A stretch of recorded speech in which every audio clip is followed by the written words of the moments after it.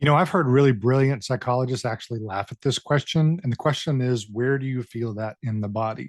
Because they don't understand the question. I mean, we literally, polyvagal theory, we experience reality in very common ways within the body. And the just the question of that, asking, where do you feel that? As an example, somebody says, well, I feel it in my head. And my next question would be, okay, is that the abstract concept of the mind? Or do you feel a physical sensation in your head? And often you'll see people kind of cross their eyes because they're literally rewiring to stop paying attention to cognitive and switch over to sensation, felt sense basis, right? They're two different experiences of reality. And it's getting in touch with this second kind of perception that allows us to feel the foundations of how we're actually holding reality.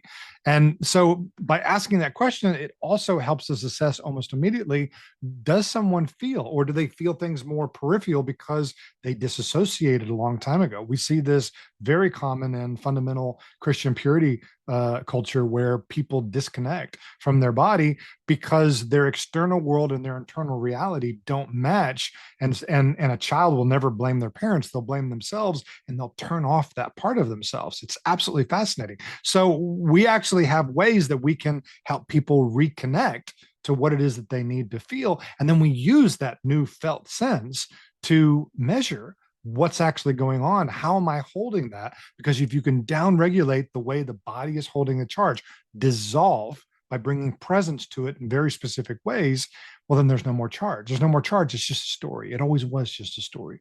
And that's phenomenal.